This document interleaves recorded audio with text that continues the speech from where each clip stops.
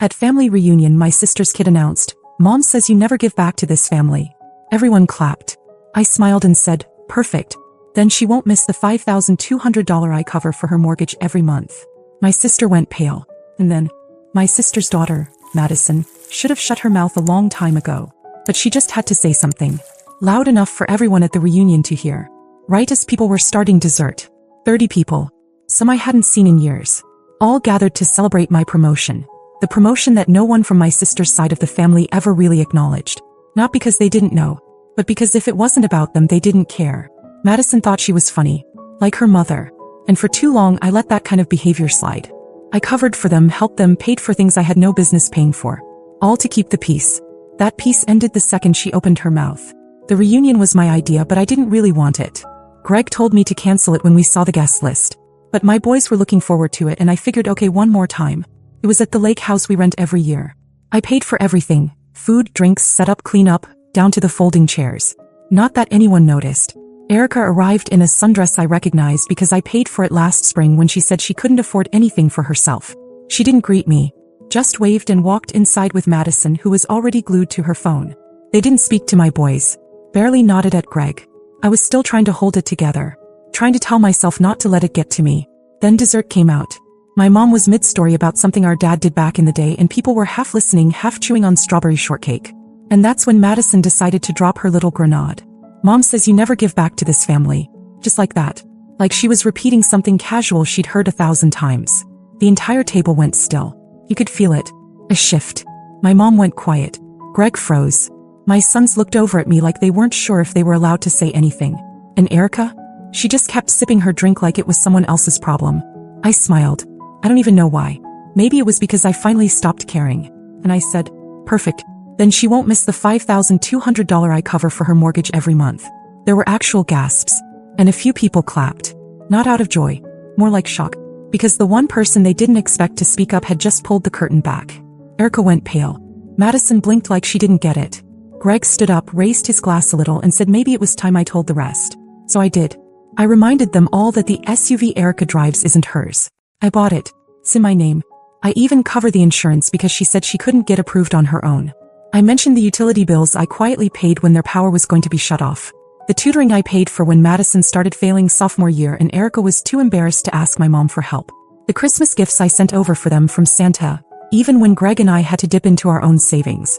I did all of it quietly. And still, this is how they saw me. Greg leaned over and said, "We're done helping them, right?" I didn't hesitate. Yep. Starting today. And just like that, the dynamic shifted. The gravy train came to a screeching halt. Erica knew it. Madison knew it. And they both knew there was more coming. The reunion wrapped up faster than I expected after that. A few relatives made excuses and left early. My Aunt Brenda tried to lighten the mood by clearing dessert plates like she was on a mission. Erica didn't speak another word to me. Madison disappeared into her phone again, probably texting some snarky play-by-play to her little circle. I didn't care. Greg and I loaded the boys into the car and drove home in silence for the first 10 minutes. Then Jesse, my oldest, asked quietly if I was okay. I told him I was better than okay. Because I meant it. That night, I went straight into the home office and pulled the folder. The mortgage payments I'd been making for Erica? Set on autopay through our joint account. I canceled it. Just like that. The next one was due in 4 days. I turned to Greg and said, "That's going to hit her fast." He smiled without even looking up from his tablet. Good. I didn't stop there. The next morning, I called the insurance company and removed Erica from the policy on the car. Since the vehicle's registered in my name, she'd need to switch everything to her own coverage. She'd have to come pick up the title transfer forms herself if she wanted to keep it. I left her one voicemail. "Come, short. You'll need to start covering your mortgage. And the car insurance is no longer in my name. Let me know when you're ready to take care of the paperwork." She didn't call back. But Madison did. 3 days later. She sent me a long dramatic text accusing me of abandoning family and making things worse than they were. She said her mom had been crying for 2 days and didn't know what to do. She said she might have to quit cheerleading if things didn't get better. I stared at the message stunned. Not a word about the reunion. Not a word about what she said. No apology. No taking responsibility. Just guilt-tripping and panic because for the first time they were being held accountable. So I replied with one sentence. "Actions have consequences, Madison. Nothing else." That was the moment I knew I'd done the right thing. Not just for me. For my kids too. They needed to see that kindness doesn't mean being a doormat. That you can love people and still say enough. The next week was quiet. Then my mom called. She wanted to talk things through and suggested that maybe I'd been too harsh, that Erica was going through a lot and didn't know how to ask for help in the right way. I didn't say anything at first. Then I asked her one question. Did you know I was paying her mortgage? She went quiet. Then she said no. Exactly. She tried once more. Maybe just the car, maybe just a few more months, but I cut her off. I told her I'd been helping quietly for years and no one noticed.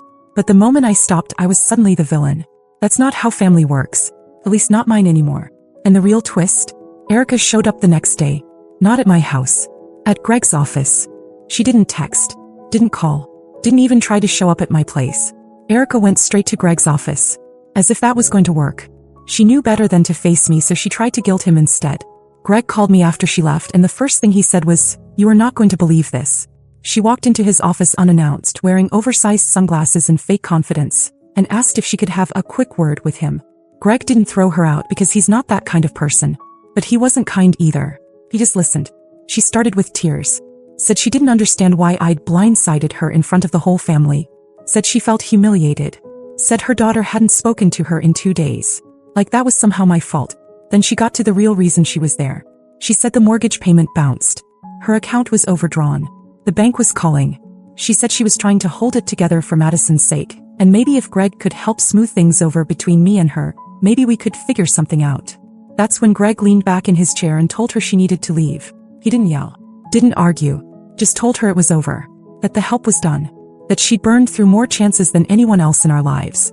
And that whatever conversation she thought she was going to have with him, it was the wrong office, the wrong man, and the wrong decade. She left in silence. And then she texted me a long paragraph that made it sound like I had driven a wedge into the family. That I had caused Madison to feel unsafe. And that she didn't understand how I could be so cold after everything we've been through.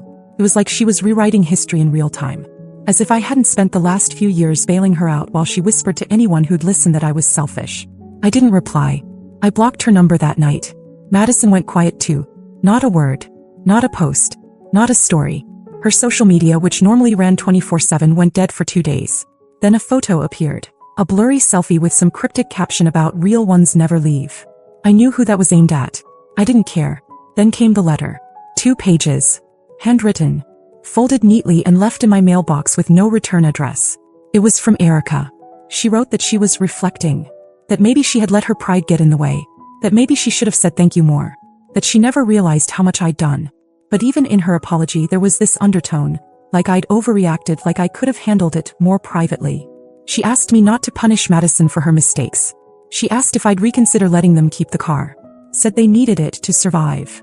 I sat there reading that letter and felt something I hadn't felt in years. Relief. Because finally, the weight was shifting. Not just from my shoulders, but from my entire life.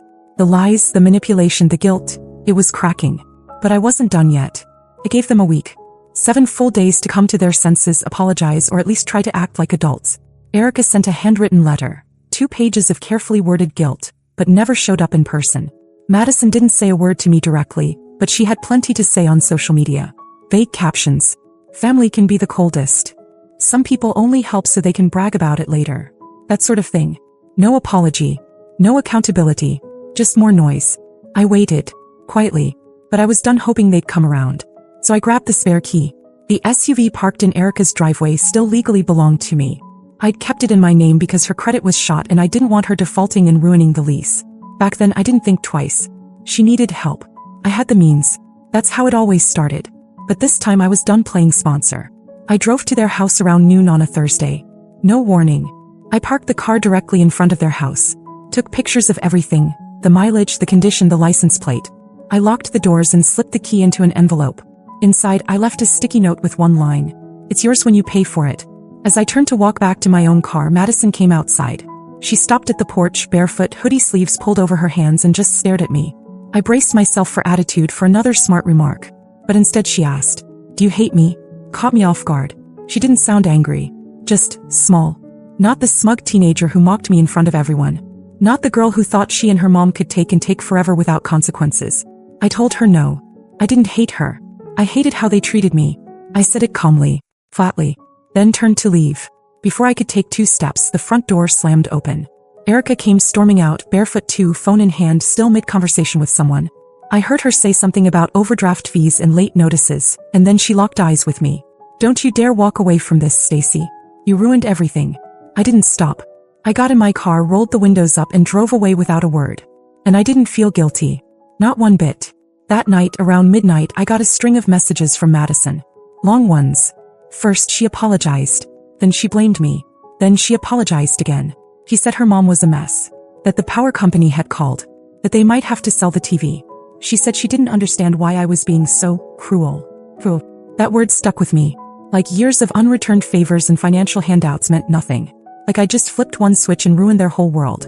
But the truth was, I didn't ruin anything. I just stopped fixing what they kept breaking.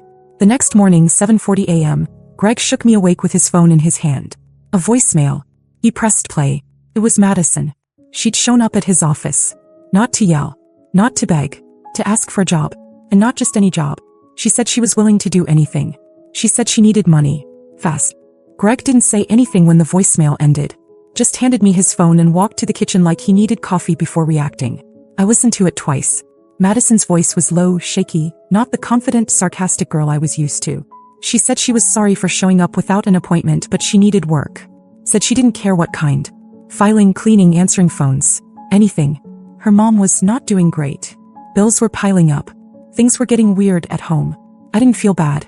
Not yet. What caught my attention was what came next. She said there was something she wanted to tell me. Something she hadn't said in front of anyone. Something about her mom.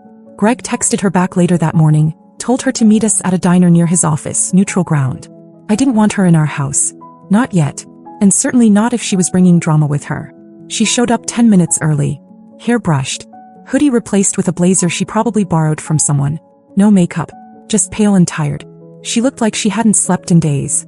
I expected another performance. More guilt-tripping. But she surprised me. She slid into the booth and said I didn't know about the mortgage.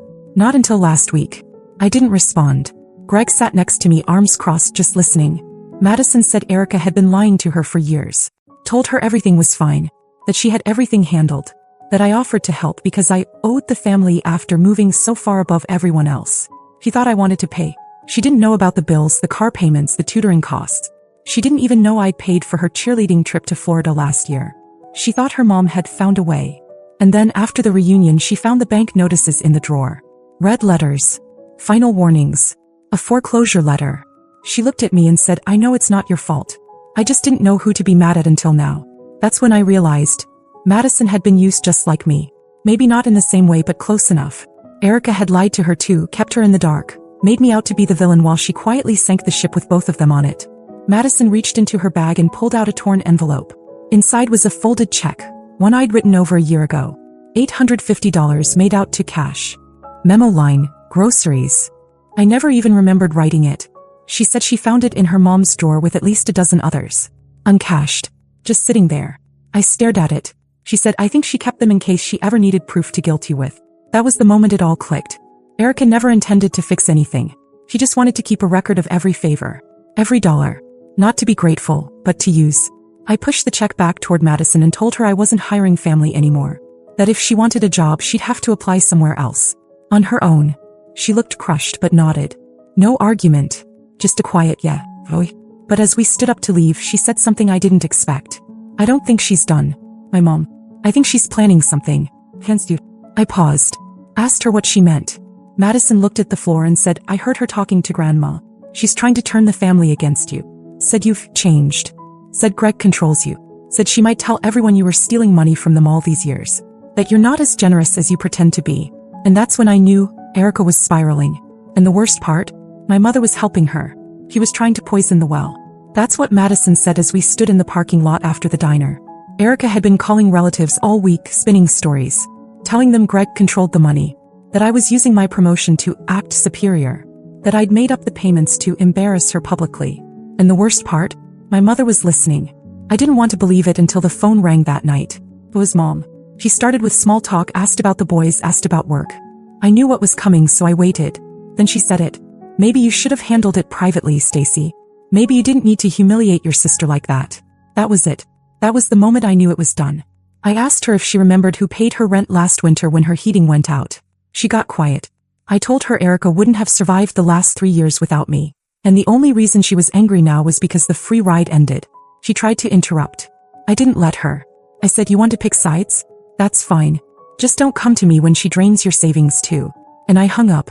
The next day I went to the DMV and started the process to repossess the SUV. Legally I had every right. It was mine. I'd given her enough time, enough warnings, enough kindness. I wasn't asking anymore. The repo guy called me 3 days later. He said the car was already gone. Not stolen. Sold. Erica had forged the sale using fake documents. She flipped the car to some guy across town for cash under the table. My car. Sold. I called the police. Filed the report. Gave them everything. Photos, title, text. The guy who bought it returned the vehicle without a fight once he realized what happened. But now Erica was in legal trouble, and she knew exactly who put her there. Madison was the one who told me. She came to my office in tears a week later, shaking. Said her mom was losing it. Screaming at everyone. Blaming me for everything. Said the lights got shut off that morning. That there was no food in the fridge. That she found a list in her mom's notebook titled, "Ways to Make Stacy Regret It." The list included calling HR at my job, reporting Greg for financial abuse, and spreading rumors about us both. That's when Greg stepped in. He showed up at Erica's house the next morning. Alone. He didn't yell. Didn't argue. He handed her a typed letter. It said the following. Any further harassment, slander, or communication would result in a restraining order. Any continued attempts to involve our children, extended family, or place of work would lead to full legal action. She was officially banned from our property, our phones, and our lives. She slammed the door in his face. 2 days later, my mother called again. She said Erica had told her everything. That I was suing my sister. That I was ruining her life because I couldn't handle the truth. I asked my mother if she wanted to go next. She didn't answer. So I hung up again. That was the last call I took. And here's what happened after. Erica and Madison moved out of their rental 2 months later. No one knows where. Madison eventually got a job at a pharmacy across town. She stopped posting online. My mother still lives alone. Quite now. She knows where the line is. Me. I'm good. My sons respect me more than ever. They saw what boundaries look like.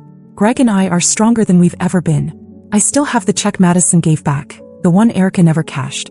I keep it in my drawer. A reminder. They tried to turn me into a villain for doing too much.